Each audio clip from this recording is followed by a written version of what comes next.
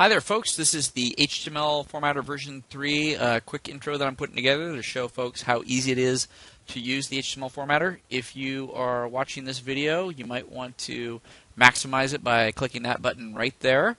But let me show you how easy it is to use. So I've got a piece of kind of messy code here. It's a Coldfusion, but it could be HTML. And so you see we've got a CF loop next to a CF if. We've got tables that just don't look quite right. And so this is how you can actually use it. So again, I'm using Eclipse, and you could use this with Homesite, Dreamweaver, whatever you feel like using. But I can actually just drag straight from Eclipse or CF Eclipse down to the HTML formatter icon and drop it there. You don't have to take as long as I did. I was just doing that to show. And this little report comes up, and you don't have to have this report. I like to see what's going on, but you can turn it off if you want to in the config file. And we can see that the code was automatically updated and cleaned up. And so where's my loop? Here it is. It looks quite nice now. My table, all indented properly. You have the ability to basically also have, and you can control this for config file, but like a TD that starts on the same line and ends on the same line will actually it can stay that way, or it can indent depending on what you choose. So you see we've got a CF if that starts and ends on the same line with an else as well, but you could actually force that to format or indent if you wanted to, all configurable. But we can see you can do this from, let's see here, Homesite. So I'll just go ahead and drag and drop that. So these files are all the same files. I just renamed them so that I could use them in different IDEs. Very easy, you see. Very nice. And TextPad. So you can actually do a send to if you wanted to. So send to HTML formatter. Cleans it up. And we'll go over to TextPad, and boom, it updates just like that. If you wanted to, let me just minimize some of these windows. You could, let's see here, actually just drag and drop as well to an icon that you put on your desktop, however you want to use it. So I close this, go over to TextPad, and it'll tell me it updated again. Didn't do anything because it already cleaned it up. And so some of the features. So it will properly indent and add new lines to code to make it more readable and understandable. Operates on the original files if you want, so that Eclipse, CF Eclipse, Homesite, Dreamweaver are automatically updated. And the first thing it would do, though, is make a backup and then check the backup before it proceeded. And if for some reason it failed, it would not go on and operate on the originals. Or you can tell it to never operate on the originals, make copies, and then use those copies to make the changes. You can control what tags to format and what tags to leave alone. So if you want CF mail, CF query, script, and style tags to be left alone, that's up to you. Also, it can actually work on files and directories, or you can, I guess, control the file types that it works on in those directories. And we'll tell you what tags are closed out of order. So something like a B and then an LI. The next thing that should be closed is an LI, but it's not, so this would alert you. And it can leave tags that are open and closed on the same line alone, or it can go ahead and indent them like this, or it could just present it as one single line.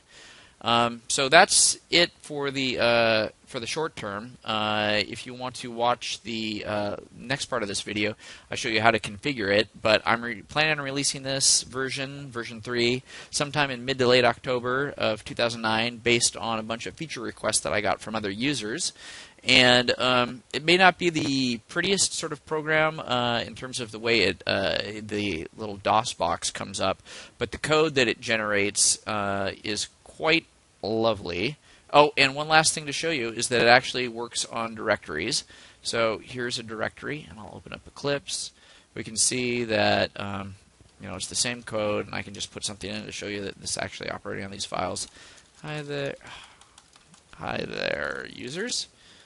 And just drag and drop the whole directory. Boom. And you can see that it worked on a whole bunch of different files. Close this report, and it updates. So there you go. So coming up next is how to actually install and configure, so watch that if you'd like. Thank you. Alright folks, so this is the second part of the video, the actual installing and configuring of the HTML formatter. So you should have probably a zip file that you've downloaded from my website, and what you want to do is just go somewhere, and let's just say for argument's sake that you go to the C drive and create a directory called HTML formatter, but you can put it wherever you want. And you open up the zip file eventually. There you go. And drag and drop the files in there. So the first time you run it, you are going to need to enter a serial number. And so it asks you for your serial number. I'm going to move this over so you can't see what my serial number is. And I will just paste that in.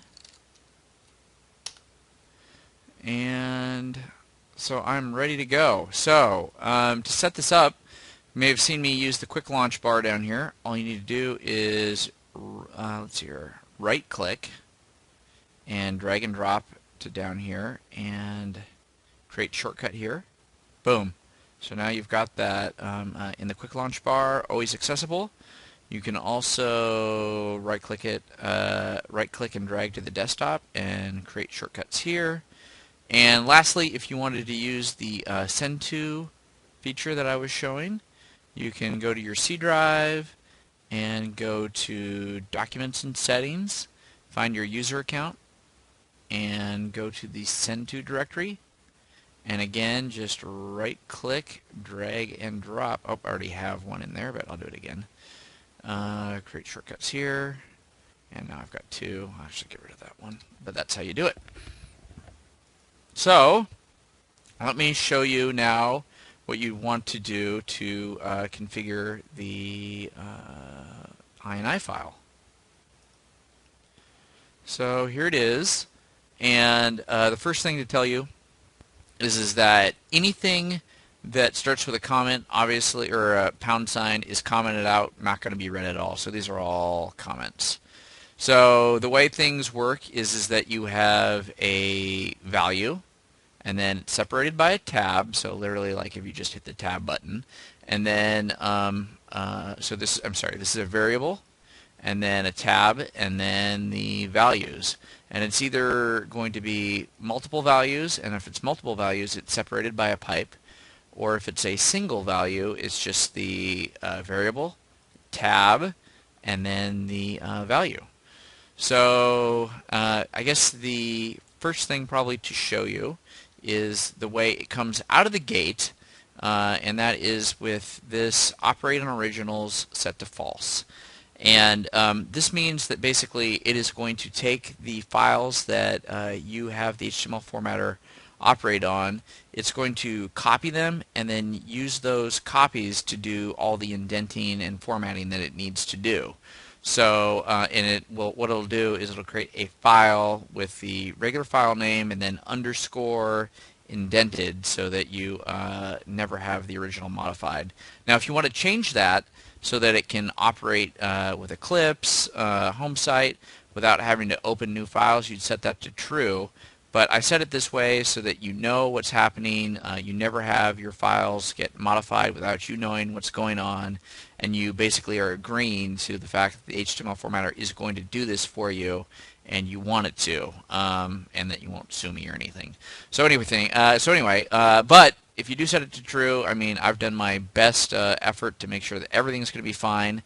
I've never run into any problems, and I can't imagine any way for it to happen, because what happens is that it will, very first thing it'll do, it'll make a backup of the file and then check that backup before it does anything. So you always should be assured that everything will be fine. But let's show you how it operates with the file, with this config file not changed at all.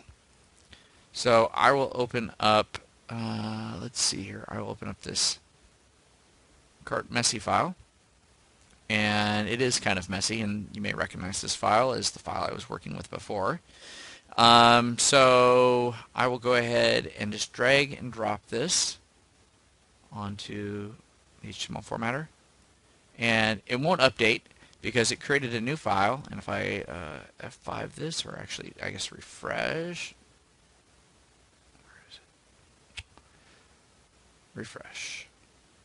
we see that cart messy underscore indented was created. So this is now the cleaned up version of that file. So, and to show you what would happen if I was to change this to true, I will now operate on this original file. So I'll open this up first. You can see that it's messy. Where's my loop? And drag it down, drop it, and we can configure this to turn off or only show up for 10 seconds, 5 seconds, whatever you want. You'll see that this has been updated. So there you go, and it looks nice and pretty. I'm going to set it back to false because I'm going to be doing lots of examples and I don't want to constantly have my original updated for that purpose. So what we'll do is we'll turn that there. And so I've closed that. So the other thing to show you is the tags that it will indent. So you actually control what tags it's going to indent. So you can get rid of tags that you don't want to have indented, add tags that you do want to be indented. And then the other thing to be aware of is the tags to leave alone. So CF query, CF mail, style, script. The CF query and CF mail were tags that users suggested to me, and the reason being is that those are normally tags that you wouldn't want folks to mess with. So you can see that I've done some indenting here of the CF query tag. What I'll do is I'll indent it some more to say something that I really like.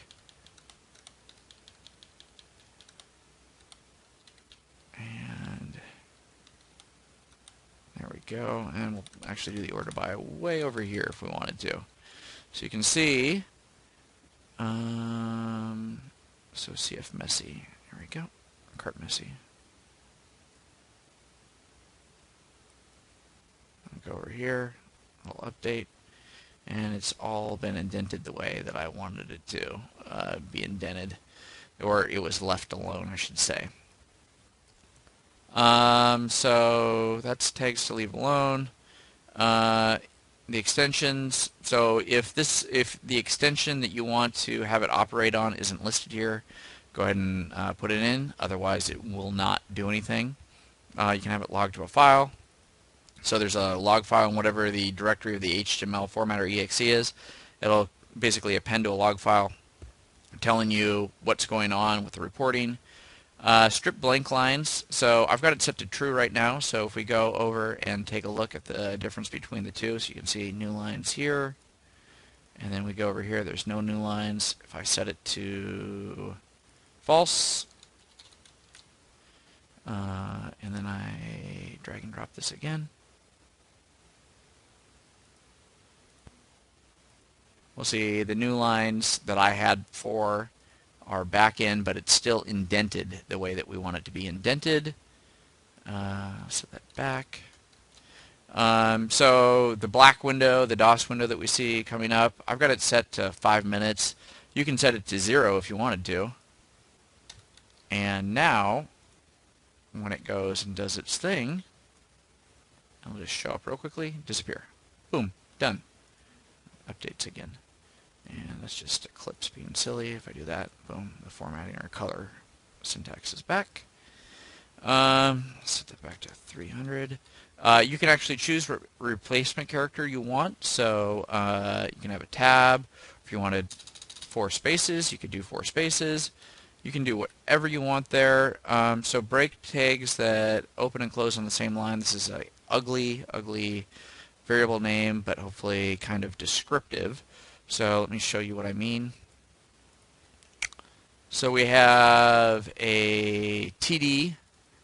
This line right here is a TD that opens and closes on the same line.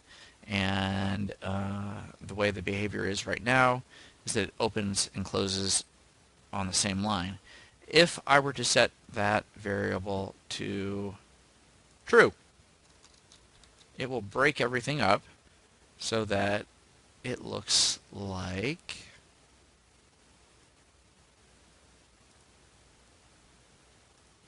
this. So you can see it changed that TD so that everything is on its own new line, basically. So the thing that it didn't mess with was the CF if and else right here, and that actually is controlled right here. So leave inline CF alone. If I set that to false and reran it,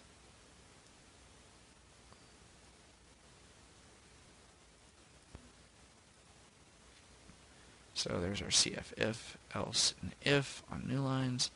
I'm going to set that stuff back the way it was set to the defaults, and you can see what the default settings are always. And then I guess the last thing, well, I guess there's two things to show you. So there is a backup directory that's created automatically when you operate on the originals, and you can change that path, but let's go to, here we go, HTML formatter, or formatter backups, and so it'll be year, month, day, and then timestamp. So this directory is only created if you want to operate on the originals. If you leave it so that it doesn't operate on the originals, a directory or a file will be created with the indented nomenclature. So I can actually show you, well, there's indented, I don't have a directory, but it would actually create a directory called indented with all the indented code inside of there as well. And then, so here is I added this in at the last second, and this is basically if you get a file like something like Google, and Google pretty much is almost on one line. This has got, I guess, a few new lines in it, but let's take a look to see what happens if we need new lines to be added in for everything. So, throw Google in. And this is just basically saying that, amazingly enough, Google does not have the right number of spans opening and closing, and it's closing them things out of order. But if we take a look, Google indented showed up, and it did the indenting for us. So it went from this mess with super long lines to this where we could actually see what was going on. And another example would be, let's say here, I'll set that back to false. I'll show you that it can operate like on a very big file where you wouldn't be able to tell what was going on at all. This is the index page to FARC. So you can see there's absolutely no indenting going on here at all. Drag and drop this on to the HTML formatter. And so they're fairly good. They've got one span that isn't opened, but they have more closes than they have opens. But we go back over here, hit F5 in Eclipse, and open it up, and we go from something that looks like, go to the top here, like this, to something that looks like this. So couldn't see anything, see what was going on with the table structure there at all, but you've got a div and you've got your table properly indented now. So I guess that is it. Thanks for tuning in, and I hope that this was helpful.